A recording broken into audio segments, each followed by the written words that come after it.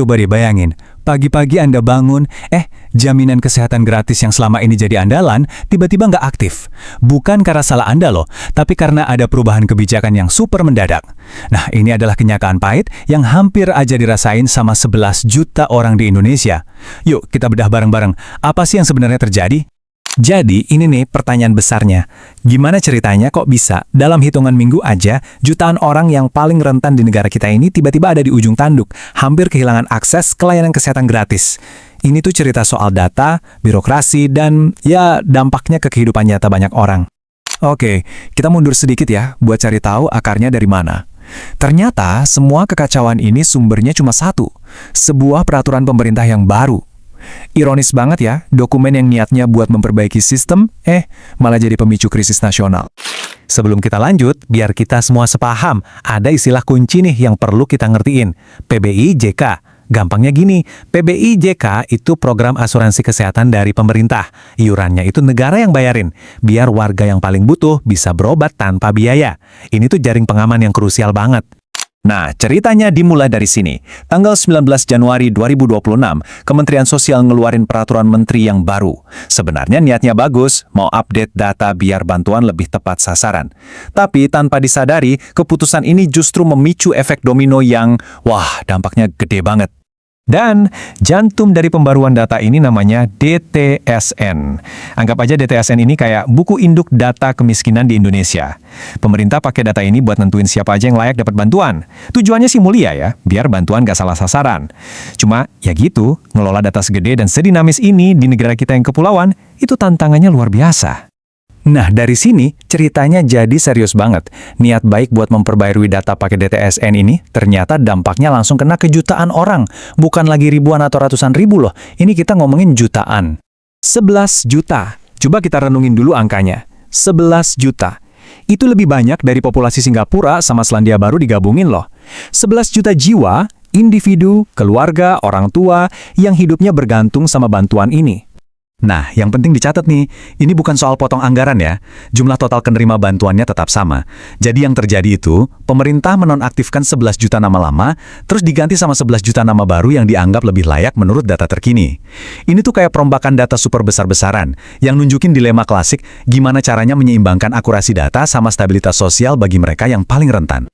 Dan yang bikin semua ini makin kaget tuh kecepatannya. Coba lihat deh lini masa ini.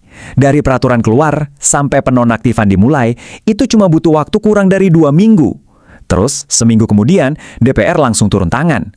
Semuanya kejadiannya cepet banget, kayak kedipan mata.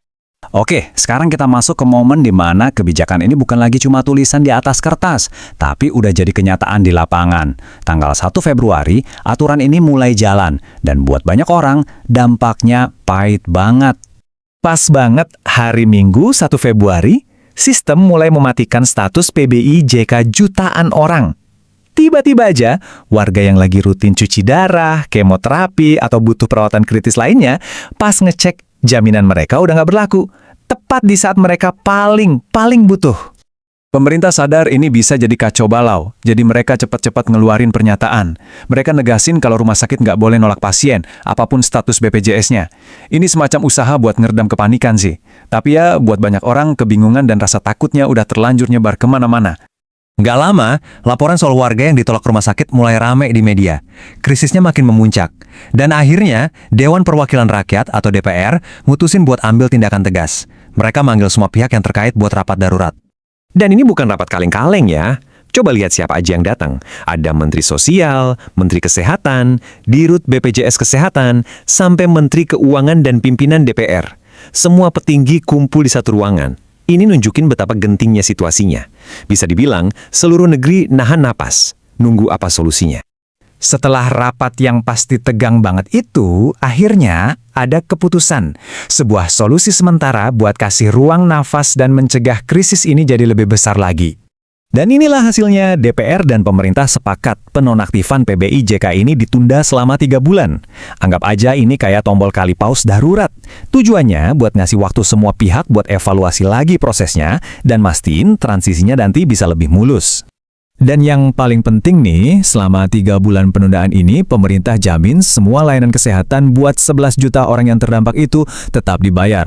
Jadi jaring pengamannya dipasang lagi. Tapi 3 bulan ini bukan cuma buat jeda ya, ini waktu yang sangat krusial buat pemerintah untuk verifikasi ulang datanya dengan super hati-hati, perbaiki cara komunikasinya dan bikin proses transisi yang lebih manusiawi, biar kekacauan kayak gini nggak keulang lagi. Oke, penundaan ini jelas langkah yang sangat penting. Bisa dibilang ini kemenangan akal sehat. Tapi, kita harus ingat, ini cuma solusi sementara. Pertanyaan besarnya masih ada di depan mata. Setelah 3 bulan ini lewat, apa solusi permanennya? Gimana caranya pemerintah bisa merapikan data tanpa mengorbankan akses kesehatan warga mereka yang paling rentan? Nah, itulah teka-teki PBJK yang sesungguhnya, yang jawabannya harus segera ditemukan.